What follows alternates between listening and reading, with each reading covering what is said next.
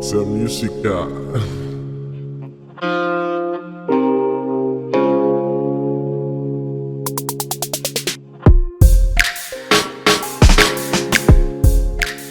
Hello, everyone. Welcome back to your favorite podcast, the Do We Have Your Attention podcast.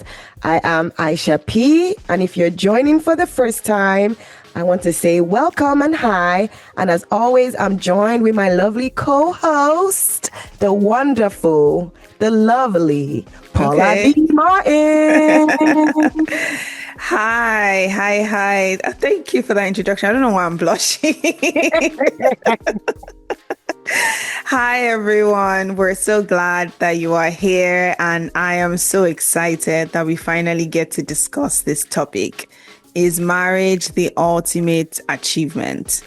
I already feel the weight of what this conversation is going to be because it's everywhere. It's on social media. It's not just the wedding. It's not just the dress. It's not even the love story.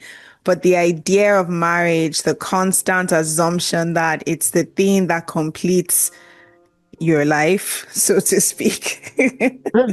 Right? And I think, honestly, it almost feels like the older we get, the more it feels like everyone's either getting engaged or like quietly Googling, am I broken for not wanting to get married? Which, by the way, is more common than people like to admit.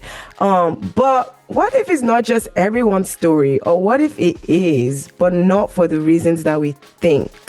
Yeah, and that's exactly why we need to explore this conversation, especially why it still carries so much weight as a life goal. And to be fair, we are at that age where I guess one could say these are the conversations that we can be having, putting professional aside, personal into this conversation. Yes, we are at that age. But yes, it is important. I was like, is it just me? No, I totally agree. We're at the age, to be fair, we're at the age where it's like a constant reminder. Everyone wants to talk about marriage or like, what's the plan romantically? Yeah, we're at that age where it's a constant reminder of, just the idea of marriage. Yeah, and there's the rest of us who are still sort of wondering and maybe just trying to figure out if this is what we want for ourselves, if this is important for us, and if there's maybe different things that we're choosing for ourselves in the meantime. Yes, and I'm so glad for today's conversation because we are joined by the Northern therapist who's someone's voice that we deeply respect. We've worked with the Northern therapist very closely. Yes. And she does a great job as just a marriage specialist and a therapist and a professional. But I'll let Paula do the honors of introducing our guest today. Yeah, so we are so excited about this particular guest. When I think of anyone who is an expert on this conversation, it is a Northern therapist. And if you don't know the Northern therapist is Mrs. Miriam Hassan Baba, who is a marriage therapist, mental health advocate, and the founder of the Northern Therapist. With over 10 years of professional experience, she specializes in helping individuals and couples heal, grow, and reconnect. Her approach blends evidence-based therapy grounded in Islamic values, ensuring every client feels truly seen, respected, and supported. Beyond therapy, she creates safe spaces through the phenomenal Ladies Club, the annual marriage conference. I am such a big fan of the annual marriage conference, even though I've never been, but I've seen so much content from it. She has other spaces as well, the Project Zomu Zauna, and the other community-driven initiatives that empower people to thrive in their personal and relational lives. At the heart of her work is a simple belief: healing and connection are always possible with the right support. No one has to walk alone. So welcome, Miriam. Welcome, Northern Therapist, to the Do We Have Your Attention podcast. Welcome back. For having me. I can't, help but just jump on your excitement, Paula and Aisha. Thank you for having me. And, when I joined the conversation, when I joined this meeting, I was looking forward to like maybe a serious conversation. But just hearing you guys speak, I can now know that this is a relaxed conversation where I'm not only wearing the hat of a therapist, but also the hat of, a person, a wife, and, somebody that also has friends and sisters and, females around me. So I'm looking forward to the conversation. Absolutely. I love that. I actually love that. And yes, most people, because we're therapists, most people go, okay, so this is going to be a serious conversation. But then you're like, wait, it's kind of fun. It's kind of chill. Yeah. It's kind of cozy, which we like. But absolutely, we're wanting to learn from you, but we're also wanting to converse as well with you. And of course, before we get started, we want to sort of just do a feelings check-in. And for our listeners as well, as we are checking in, make sure to check in with your own selves and just create the space and environment that you need to dive into this conversation.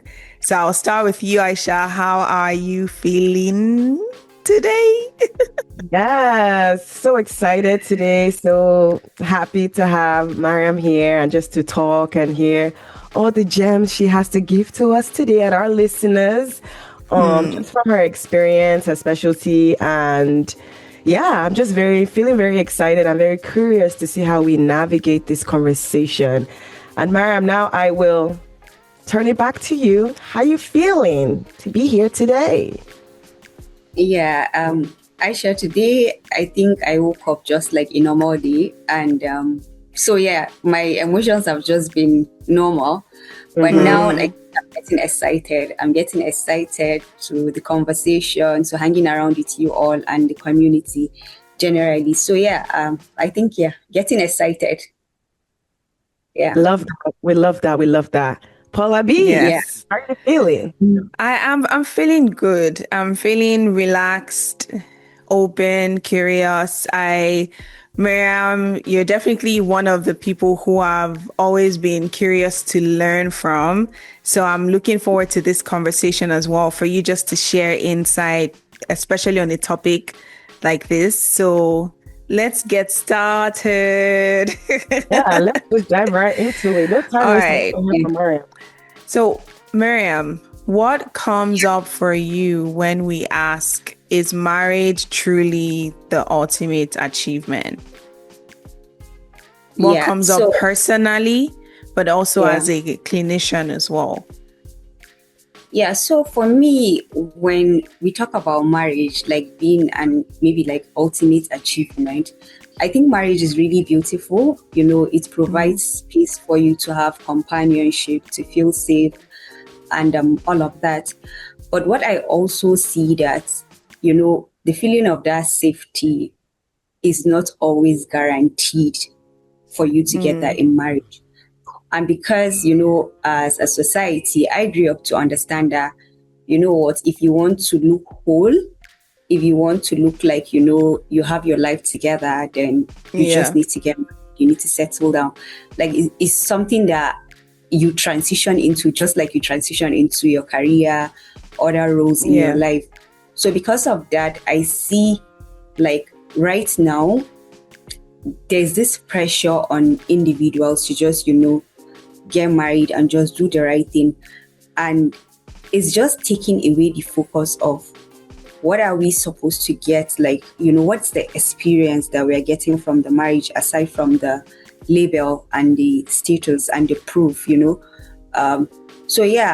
I don't want to quickly jump into saying, that marriage is not quite an achievement yet, because I know we are going to be going into that conversation. But I would say marriage is really, really beautiful. What is inside, what we are supposed to get in the marriage is beautiful.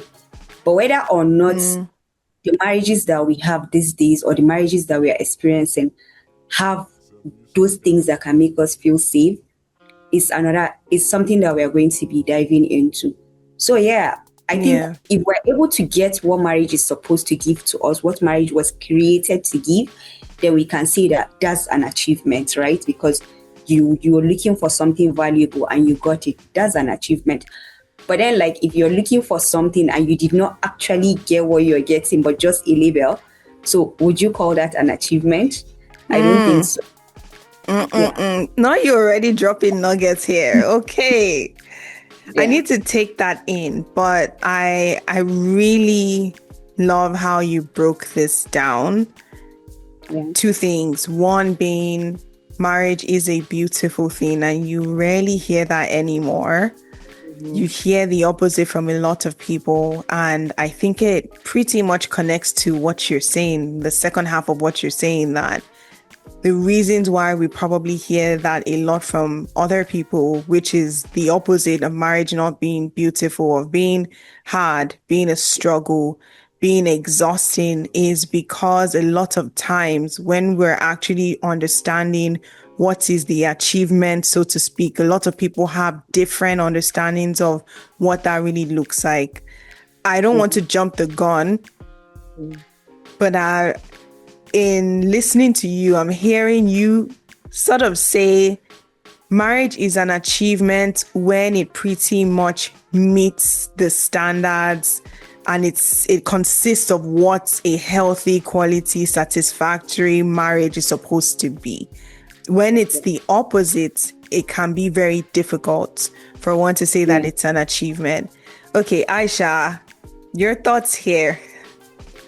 I love that Mariam actually said marriage is beautiful, because I do think it's a beautiful thing. And I think that recently society has lost the plot on the idea of marriage. So Mariam, thank you for that reminder. But I think from what I heard you say, I think it's important for each person to define what achievement means for them, because I think once you're able to kind of clarify what is an achievement for Aisha, what is an achievement for Mariam, what is an achievement for Paula, then you're kind of able to reflect on, when you do think about marriage, what does that mean for you? Would it be something that will fall under that category for you? And I think it would be easier for people to I think it's better for people to respect other people's choices when they are able to kind of identify that everyone's definition of achievement is different, right? For some other people, this can be an achievement because for them, this is something that, like what Mariam was saying, like their marriage brings safety and security and all these things. So to them, it's like, for the longest time, this is something that I've wanted and I'm able to get that in this marriage. So then I feel like this is an achievement for me. But for somebody else, even if they have all of that, it may not still be an achievement. It may just be something that they're happy to have at the end of the day. So that's like something that just came up to me in terms of thinking about marriage as an achievement. I think it's better for people to clarify what is an achievement for me, because everybody's definition can be different and it can very much look differently for different individuals. So yeah. Mariam, in your head. Yeah, I think, Aisha, when you just mentioned that, I want to say that what you said really, really makes a lot of sense, because no one should kind of define what an achievement looks like for you.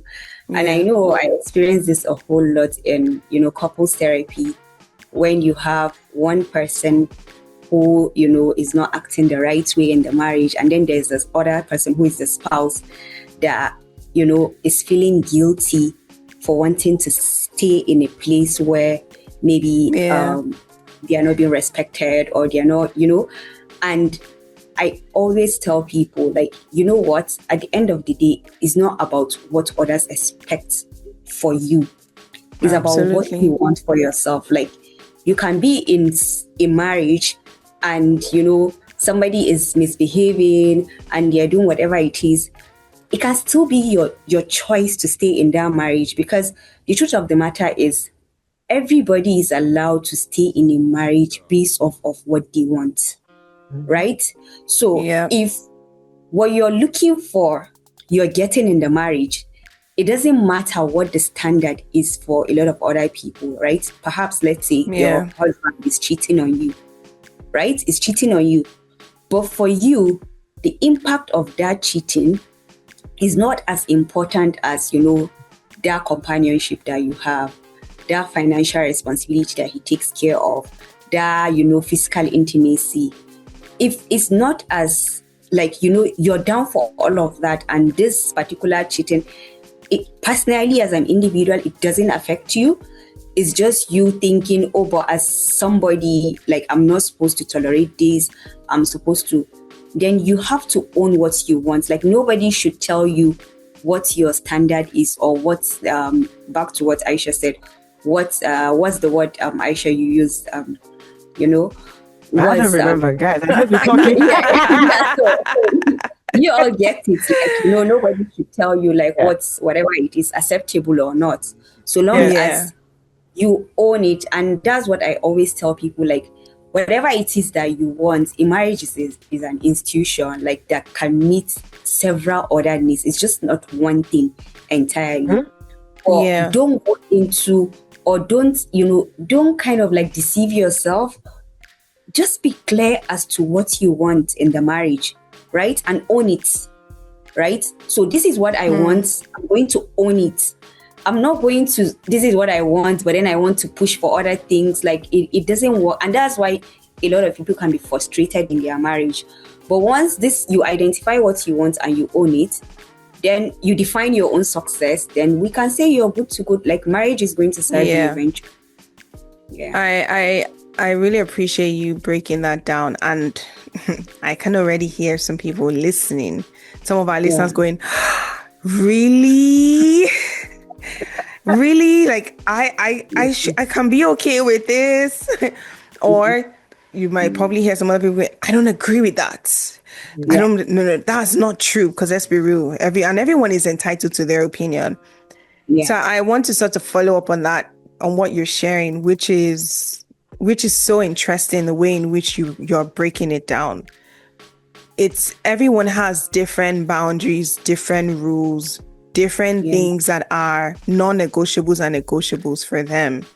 Someone might not have companionship, but might have stability. Someone may have stability financially and companionship, but have infidelity. It's really different, right? So what happens in situations where what was a negotiable becomes a non-negotiable? Because an interesting thing, right, that I have seen working with couples is sometimes people go into marriage thinking that their spouse is going to stay the same. But we forget that. Yeah. Is this, if we're really thinking about the notion, right, of marriage, so to speak, it's like two people individually on their own trajectory in life, but they are witnessing each other, if you want to put it that way. We're witnessing each other and we're sort of doing it together. Yeah. But you have your own trajectory, I have my own, and then we have our own trajectory. Yeah. So naturally, we expect evolution and growth and change to happen in marriage, because it already happens as individuals. So of course it's going to happen. And I see a lot of times where 10 years, 20 years, 30 years down the line, he's not the person that I married. She's not the person that I married.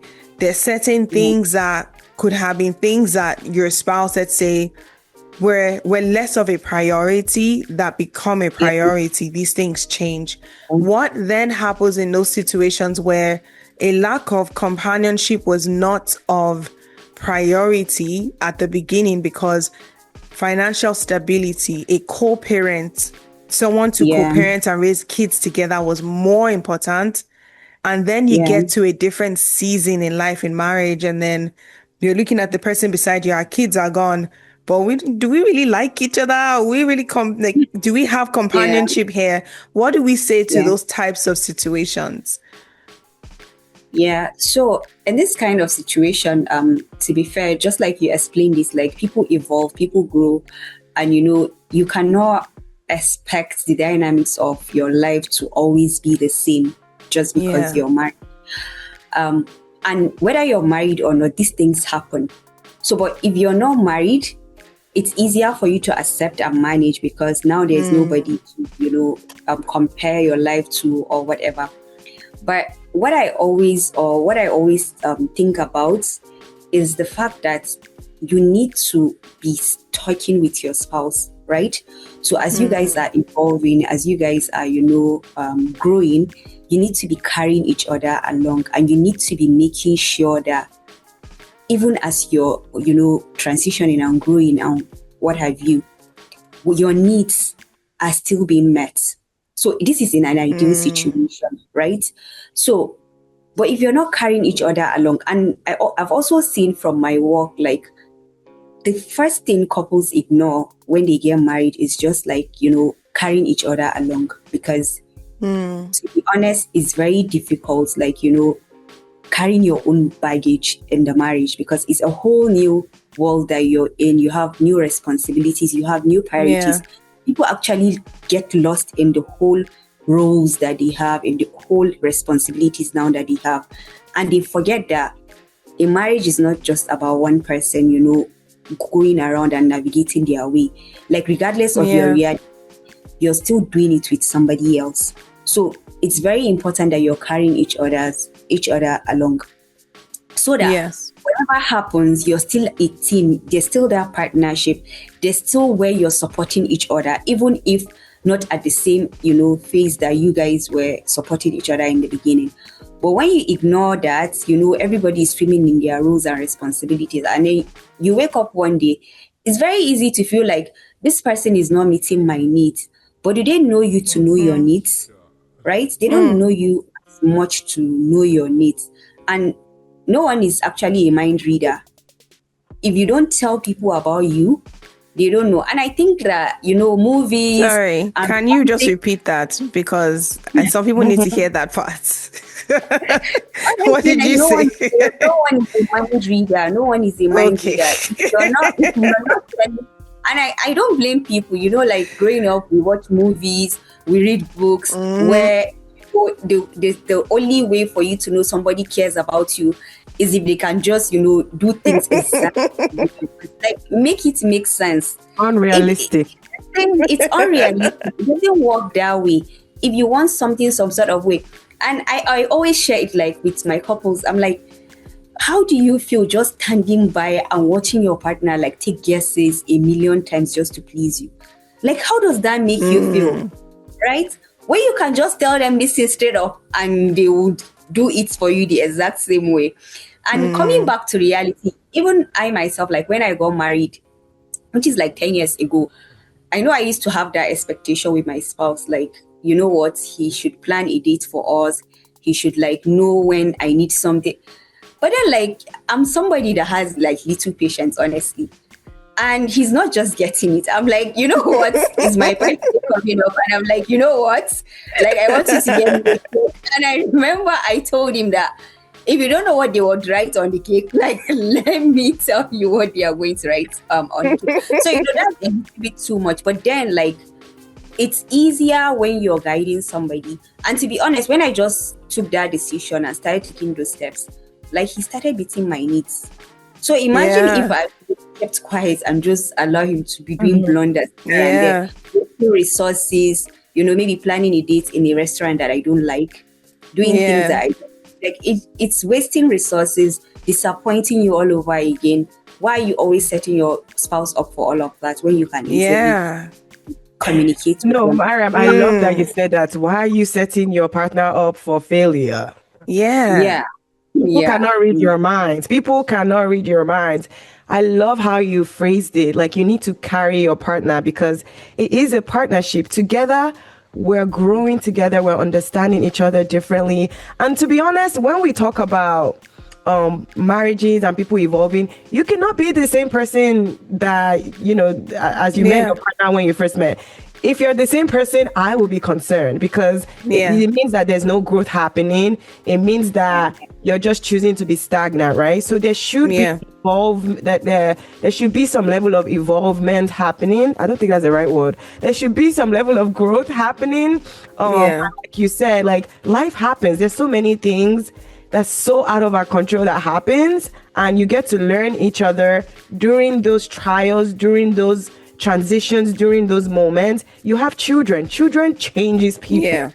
You have lots of jobs, lots of security. So many things happen, but we need to learn to communicate and learn from each other and just understand each other and how our needs are changing as we're evolving through all of these life transitions.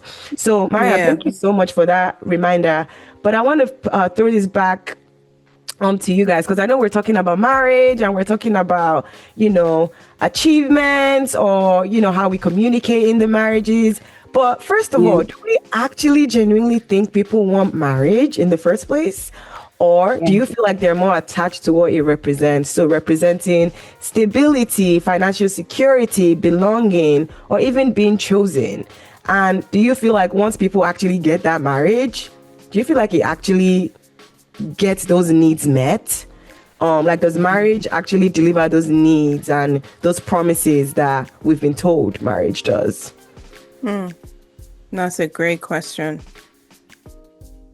And my answer to that is no. Yeah.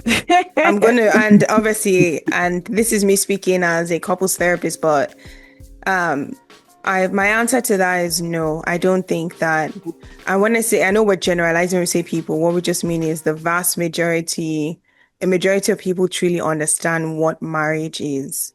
There is just going back to what you're saying, Miriam, that there is a very much so romanticized idea Yeah. of marriage that only when you are truly in it to some degree that you recognize that, and that's the issue there, right? If we're looking at it more from a romanticized perspective, when you are dealt with reality, it feels like a fall from grace. Versus if you are looking at it from a realistic perspective, you understood, you moved with intention in truly understanding what this thing would entail. And of course, nothing ever really takes away from experiencing the reality, but it definitely does not feel or come across like a fall of grace the way it typically is. And unfortunately, there's so much that marriage represents for a lot of people, especially when we're bringing culture, gender, power, status, things along those lines. And I was listening to a podcast a couple years back where they were talking about marriage, but they were speaking to men who were married. And it was a very enlightening conversation because most times you hear a lot of women talking about what it means to be wives and mothers and whatnot, but not really men. And one of the things that they had shared was the pressure of marriage really seems to fall on women when you're single and you have to sort of attain this thing, right? So finding a husband, are you married? Yeah. Have you found anybody? What are you doing? There's value. You sort of gain more value as a woman to some degree when, let's say, you do find someone, they do want to marry you, quote unquote, right? They do want to marry you. You do get married. You go through the process. The interesting thing that the guy in the conversation said, but it flips the script in the sense where now she's married, at least no one disturbs her anymore. Now, of course, there's other aspects of, are you going to have a kid? When are you going to have a kid? I've been at a friend's wedding where people were already talking about the many twins and triplets and this one and all of that they were going to have. And I'm like, these people haven't, the ink is not even dry yet. The ink is not even dry yet, but they were going with twins, triplets, and that was all the prayer. Nobody was praying for communication, intimacy, respect, none of that. It was mainly about being able to be fruitful and multiply, so to speak. So there is that pressure there, but the guy also said there now becomes a burden of responsibility and pressure on the man to lead, so to speak. Now, the beginning part, nobody disturbs men too much about whether or not they found a wife. But then now you found a wife and now you have maybe kids as well. What are you doing as the leader of your household? And it's after the wedding and after the actual form of, let's say, sealing it and saying now we're married, that they begin to feel their own pressure, which makes a lot of sense because there's a lot of conversation you hear with people saying that sometimes their spouses change. There's a little bit of a change and a shift that happens after the marriage. So my own response to that is no. I'm curious to know what yours is, Miriam. Yeah. Okay. So I think from what you have shared now, Paula, like we can all see how marriage plays out for different people, like looking at gender differences, looking at the reason why we're settling down. And I want to also say that, you know, the society again like shaped for us the meaning of marriage, right? Yeah. Why are we getting married? So you know that as a woman, right, when you get married, you're given like more, as you're more accepted in the society. You're kind of like more complete. I know that there are instances where you hear things like, okay, this place is for married women only. This one is for like this is the place for. I remember when I was growing up, because I had to like go to university and all of that. And I remember my younger cousins that got married, right? At the time I was even in university, when they're having like serious family conversations, like they have those conversations with my younger cousins that did not even go to university, because obviously they are married people, right? So you're not expected to kind of like have an opinion, or there's just like a lot of things. And so like people just aspire and they just want to get married so that they can be accepted. And for a man as well, the society has also like wired a man to feel like you look more responsible, you're more of a leader if you have a home. What you do to that home is not as emphasized. Just to back up what you're saying, like at the entry level, like nobody is really concerned about like training you or reminding you of what you're going to have to give to earn that. Because just like in every other relationship, even in marriages, like we earn even our even what we are expected to get in the marriage. Like at the end of the day, we earn those things. Because like, yeah, you're supposed to get like love, respect, all of that in marriage. But at the same time, you earn these things. If you walk into a marriage, you're dismissive, you're insensitive, you cannot continue to get like genuine love in that situation. So I see that happening a whole lot. And then eventually when couples get married, then now they are being held responsible for how they should act in the marriage. Yeah. Whereas nobody really, I don't think like, maybe I don't think even till date, I don't think like people really ask maybe like a 30-year-old or a 34-year-old woman, like, do you really, really love him? Do you know, are your values aligned? It's just more like, oh, thank God, like when is he coming? Like what kind of way to make everything easy? Nobody really thinks about all of that. And then like 2 weeks into the relationship, people are telling you boundaries. People are telling you don't even do this, don't even like, but where was all that standard before you got into the marriage? So I don't know if I'm answering the question of dive into another thing. This is my thoughts right now. Yeah, absolutely. I think you actually answered that really well, and it reminds me of what people say when they say this idea of we're not raising men to be husbands, but we expect them to act like husbands when they are married. We expect them to understand what it means, but we're not necessarily already having conversations. It doesn't happen after you've gotten married. It happens before. The conversations are supposed to sort of happen before. And it can be very tricky when you find yourself in that position where most people are less concerned about these things and more concerned about getting to that place of acceptance. Now the acceptance has happened. Funny enough, the people who are typically indirectly putting that pressure, even though a lot of that pressure sometimes can be internalized, it's left to you and your spouse to figure out what marriage now looks like for you, so to speak. So you definitely answered that question. And before I get your perspective, I also want to hear from you as well, Aisha, from your perspective, what are people often not prepared for when they actually reach marriage? What parts of reality don't make it into the engagement, anniversary, dating phase of relationships? I would love to get your perspective here. I think people are not prepared for the work that comes with being married. It's so funny to me that every time I see somebody after they've gotten married, like honestly, like clockwork, after a year when they're doing their year anniversary, they all say the exact same thing. Marriage is work, oh, I did not expect to do this much work, blah blah blah. And I'm like, yeah, because marriage is work. And I think because just like we've been saying throughout the conversation, that for a lot of people, because of how society does romanticize marriage, and you're kind of focused more on meeting that need of getting that title or status that comes with being married. I think people forget that after you do get married, all right, what next, right? Because all of these things, all of the things that maybe you haven't worked on, like, for example, your communication is tested, your fears, your needs, and so I feel like marriage can become like a mirror back at you. Absolutely.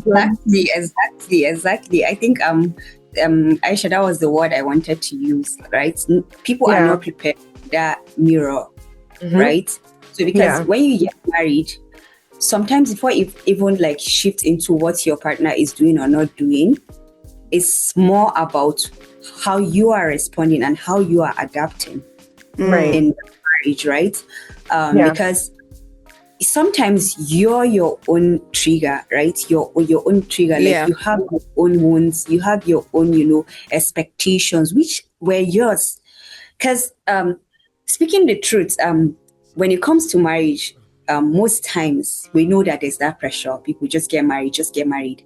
And because of that, in the dating phase or in the courtship phase, there are certain things that you are not necessarily compelled to actually shoot. Absolutely. Exactly. Like marriageable, right? You want, you just want to, we don't really focus on, I know if there are people that actually focus on that, like they are very few.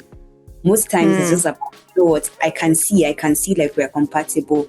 We talk together for long hours. We go out on dates. He's a nice person. She's a nice person. But then again, like when you wear that role of husband and wife, it comes with a different dynamics. Your priorities immediately shift. Yeah. Things like the reality of what life is now is quite different from, what you guys were dated. And even if people cohabit, like, still you cannot get that commitment of, like this thing is like, for better, for worse, I want to stay here. And also the expectations that society will also, dump on you and put you to that. Right. So we're not prepared for how you can also struggle with communicating, like as an individual, how you can struggle with that, expressing your thought and your feelings without actually, criticizing or minimizing or making everything about you. We can also, struggle with how we resolve conflict, how we also are receptive or accommodating of the shortcomings of others. We find out things about ourselves that we've never experienced. I've heard people say, you know what, like I've never been like this. This is not who I am.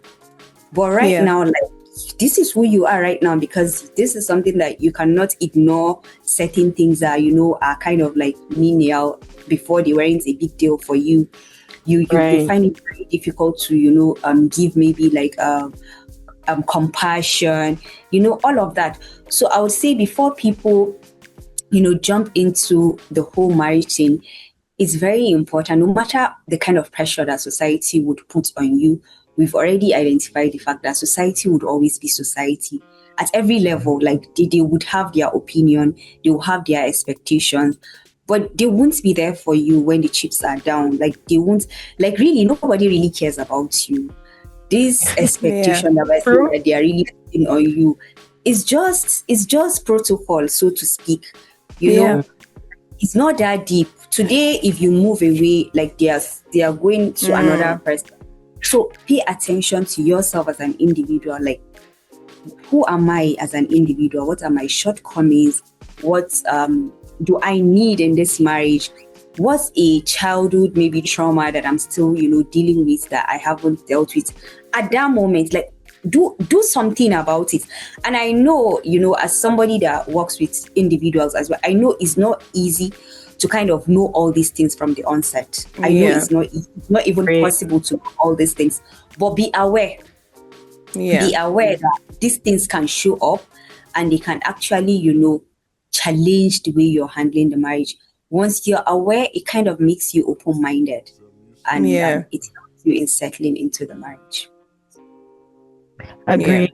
Awareness, communicate, work through healing, because nothing's going to change with just awareness. I think we talk about this the time.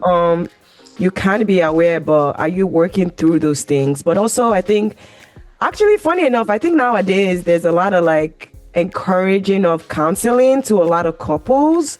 Just so that I know there's couples counseling, but I also know that there's encouraging individual counseling as well, just so people become aware, because just like we're saying, the things that you're probably not been paying attention to, just because, when you're getting to know somebody and you're like excited and you get the engagement and you have the wedding, all of that's exciting. But when the real work starts, those things that you've been avoiding do show up. And like Mara was saying, all the people are gone now. It's just me and my partner. So, we're alone in this house. And what does that look like, right? And the more we don't address the things, the more it gets worse. But, a lot of people continue to ignore. And then, like, I think Paula was saying it earlier, the kids now, you have kids, you're still tolerating it. And then the kids now going, you're not looking at each other like, I actually don't like you. I can't stand you. But I also don't want to get a divorce because I'm worried about how people are going to perceive this and perceive that. So we're just going to be married on paper and to other people. But when we come home, we don't talk. I literally know somebody like that. It's like they don't communicate. They don't interact with each other. But it's time to show up for events. Daddy and mommy something, which is very sad.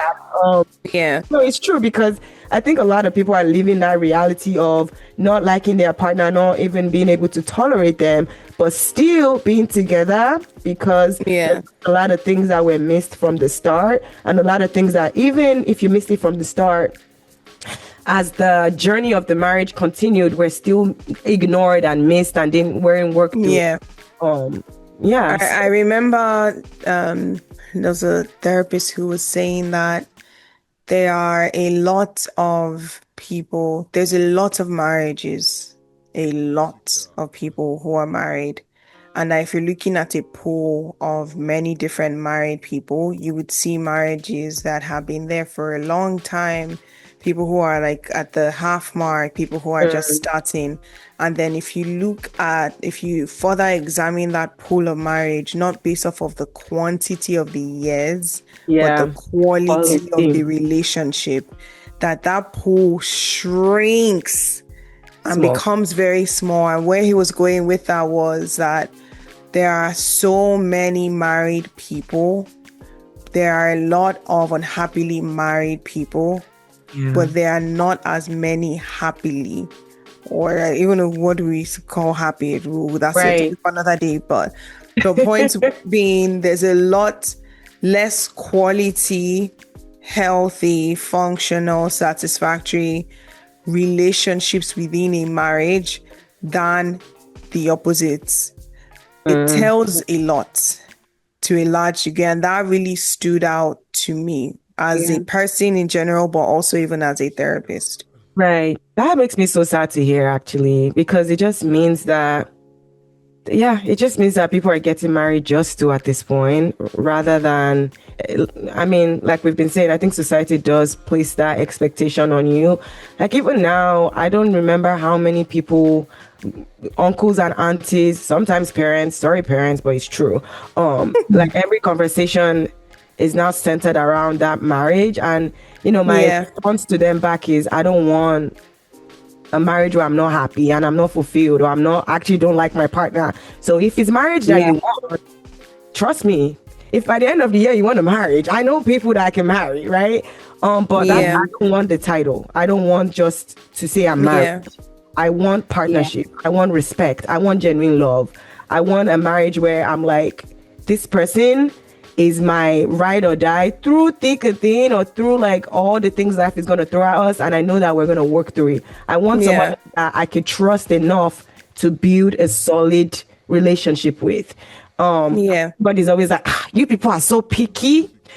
You don't know. You Yeah. pick and choose the one you want. And I'm like, well, you've picked and chose the one you want. Please let me do my own now. Like, I don't Yeah. understand. But not to Just do it. just Like, you hear, I don't know if you've heard that too sometimes. I do say, just do it. Just like, don't you're thinking too yeah, you're much thinking too about much. it's not that deep. You're thinking too much. I went where your mate. You're getting. I'm like, please, I beg. And I also think, aside from, like the projections of, the society and our loved ones, sometimes I see also this, show up for a lot of people.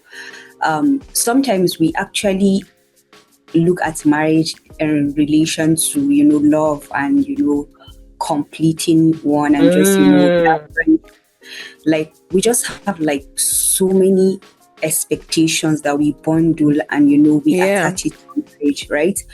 And I think that's one of the reason why, or right now, like we can say that's one of the fastest reason right now why couples are checking out, because like they have so much expectation from their spouse. You want your spouse to meet your emotional needs. You want them to give you like validation.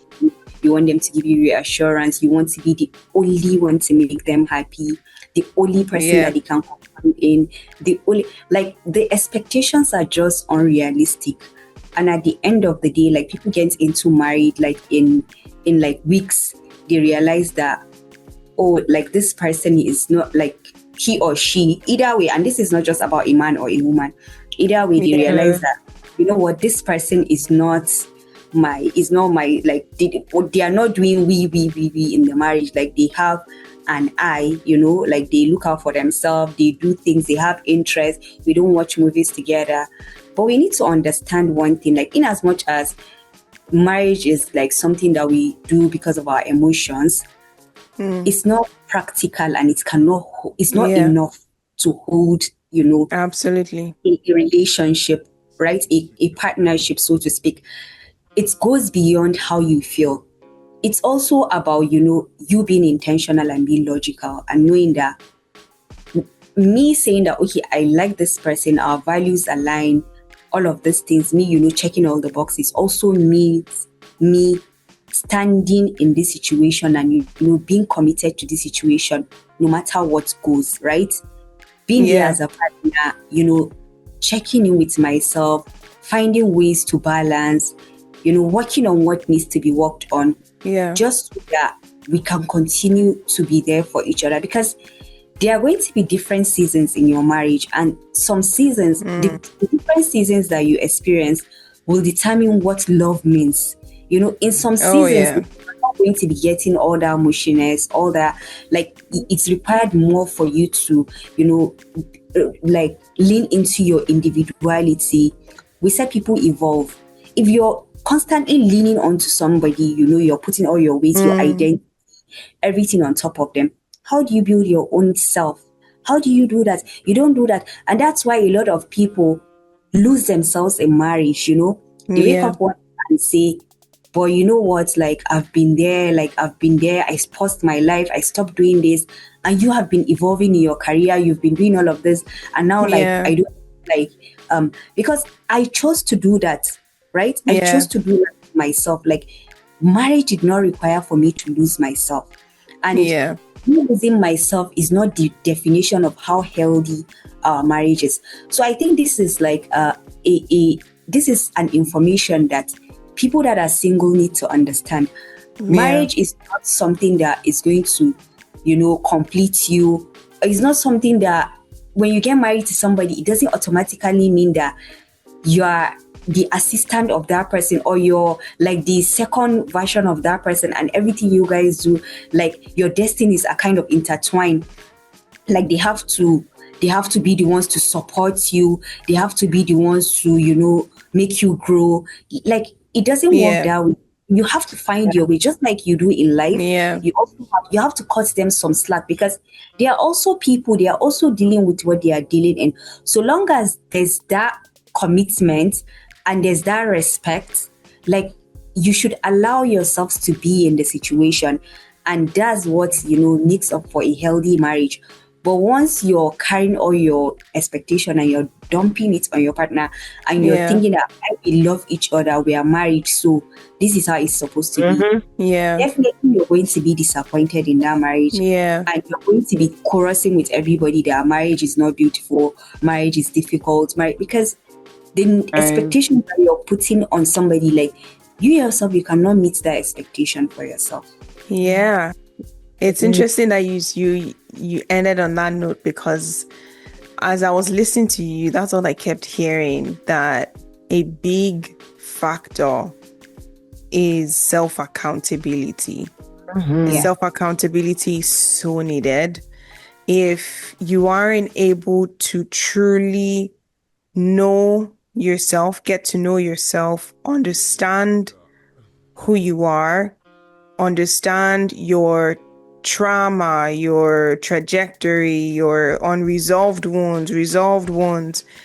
But if you're also not able to fully build a strong sense of understanding and identity around who you are, it makes no sense to be expecting somebody else to be able to do that. When you think about that, it's like, how does that actually work?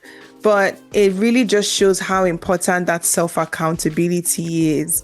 The ability to have your relationship mirror you to yourself, and you being accountable in actually taking action. And that's the part that gets tricky for a lot of people. But speaking of which, we can't talk about marriage as an achievement and not talk about those who are not married for many different reasons. How does being unmarried become something that is seen as a problem, even when someone feels whole, they are connected, they feel at peace with where they're at and with themselves in their life? What do people miss when they assume that singleness equates to lack, so to speak? Yeah, I think I'll look at this from two perspectives. That's the perspective of the society and the perspective of the individual. So the perspective of the society is just like something that the society learned, that, you know what, this is the structure, this is how it's supposed to be. When people are that they should get married, like, it gives society that shape, like, it gives continuity, and we just don't like disruption in how things are to be. But when people don't get married, we feel like something is wrong. And we also know that the society is made up of different kind of people. People that are projecting, people that are wanting, people that, so it's a lot, right? So what I will say is, I want to, like, call on every other person to check in on themselves, and we're all part of the society. How do we put pressure on people? How do we, celebrate people? Because we can also be part of the problem, where whoever you see, the first thing you're asking is like, you with all of this, your degrees, you don't want to settle down. Like, then, like, also okay, still on society. Sounds like she's speaking to us. The way we learned that this is the standard, the way we learned that, because, like, we don't know whether it's true or not, but we just grew up knowing that, it's the standard is you get married so that you can have children, and so that your children can also have grandchildren. The way we learned that, it's important that we read the room and unlearn that, right? And now, individual, which is like the most important, I would say, if you're an individual and till date, like, you're being bothered by society, it means you're not paying attention to yourself, and you're not working on yourself, and you're not prioritizing yourself, which is something that shouldn't be outsourced. Like, the society, you can't control the society, and it's even reckless of you to not take care of yourself and just allow the society, because the society can get to you. So I feel like for every individual, you owe yourself that responsibility of protecting yourself from what the society is projecting to you. Once you're able to do that, then you're able to understand what marriage is. Why is it done? What's the purpose of getting married? What's the expectation of you, when you get married? And what's the kind of person that you can get married to? And what's your purpose? Like, primarily, what's your purpose? Can your purpose only be served in the marriage institution? Like, is that the only place that you can serve your purpose? Once you're able to answer all of those questions, I promise you, it's going to be easy for you to navigate on either way you find yourself, whether you're married, whether you're single. Once you're able to answer those questions, you're able to, be free and just let yourself be in the situation. I want to also emphasize that this is not something that anybody can do for you. This is not, nobody will do that for you. Yeah, nobody will do that for you. I remember, like, before I got married, I also used to experience all of these things. I told you, like, I come from a family where people marry at a very, very young age. So a lot of people, there's that pressure, like, when are you getting married? When are you getting married? When are you getting married? And I would say even at the time that I got married, I didn't have this much, like, self-awareness, and, I didn't have this much control over how I allow people's, opinion or whatever to get to me. But I experienced that with my infertility journey. I understood that, like, these people, they can actually get to you as an individual because you're just human and you have your insecurities, you have your own, weaknesses, you have your own issues. And it's easy for them to get to you because of all of those issues, all of those wounds that you worked on. But when you work on them, like, I remember in my early days of infertility, there was a woman that would see me and, she would say, "Oh, mommy this, how are you? Mommy Paula, how are you? Mommy Aisha, how are you?" And when she comes to me, she will be like, "Mariam, how are you?" Just to, remind me that, what's wow. And I remember it used to get to me, right? It used to get to me. This is a woman that I don't really know. We don't really have conversations. But, like, growing, like, emotionally and having that self-awareness, now, I don't even think you can bring a baby and be jingling in my eyes and be doing all of these things. And it will make me feel bad because now I understand some things are much more about you than it is about me. And I understand I've come to terms with a lot of things. I've learned a lot of things. I know the meaning of the infertility to me and where I am at the moment. It's important that people also do that for themselves when it comes to marriage. Don't just sit down and say, "Oh, I have a thick skin, I'm not going to take care of myself." Like, you don't know what people can do to you. Take care of yourself. Yeah. That is so true, Mariam. Wow. Look at all the gems you just dropped. Like, the thing I've taken away is be self-aware and just cancel out the noise. There's going to be so much noise.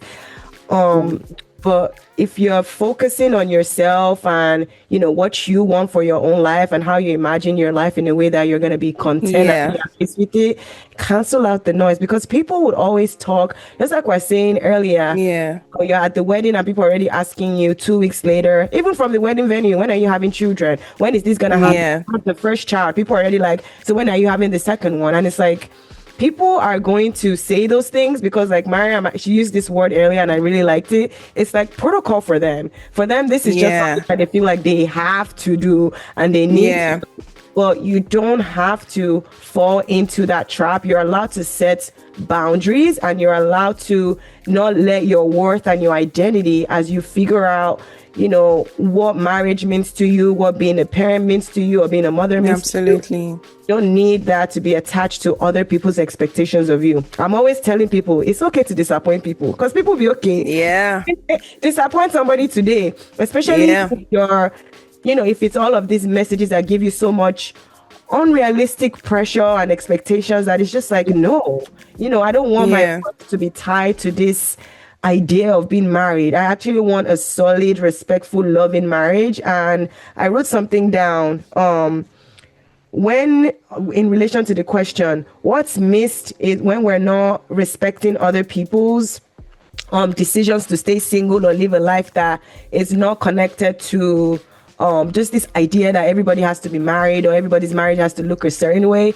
It's that we're not respecting their boundaries and we miss their ability to actually connect and get to know them authentically and know ways to like Very be for true. them and support them and just be part of their village. Because now I know you're not going to be part of my village. Because now I know that you're going every time I have a conversation with you, it's going to be invalidating me or not respecting my boundaries. And that's not a safe space, right? You miss the Very true. opportunity to be a safe space for people that are choosing to live their lives based on their terms. Yeah, very true. And just to wrap up this conversation, this powerful conversation, if I do say so myself, is the worst thing, or let's even put it this way, the unfortunate thing that we can do as human beings is to let other people's projections dictate how we choose to live our life. You better say that again.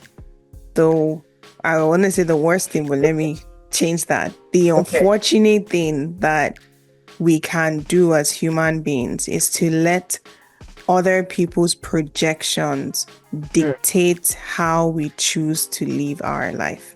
Period. Thank you so much. There's a reason why they call you the Northern Therapist. There's a reason why. Thank you so much, Miriam. This was a powerful conversation, and we want to keep this conversation going. So to our listeners, if you have yet to subscribe, it's time for you to subscribe and follow. Leave your comments, your reactions, your questions, your feelings, whatever it is. We want to hear from you. And in order for you to be able to do so, besides on our streaming platforms, you can also continue this conversation with us on Instagram, Twitter /X at DWHYA podcast. You can also continue this conversation with us on TikTok at DWHYA podcast 1. You can also find the link to this video and this episode on YouTube. And you can also keep up with our hosts, myself and Aisha. You can find me at paula.b.martins. And Aisha, how can our listeners find you? You could find me at ab.popola. And last but not the least, to also continue this conversation and just to get to know the wonderful work that Miriam has put into really helping couples heal in their marriages and to understand and basically to move from just quantity to quality relationships. How can our listeners find you as well, Miriam? Okay, so you can find us on Instagram, The Northern Therapist. We're also on TikTok, The Northern Therapist, and on X, we are also The Northern Therapist. So yeah. Awesome. And we will definitely have the link to all Miriam's platforms in the episode summaries as well. This was a great conversation, ladies, and I really appreciate you taking your time to share your knowledge, your expertise with us. And I would love for this conversation to leave this space, so to speak, so we can help so many other people out there. And with that being said, until next time.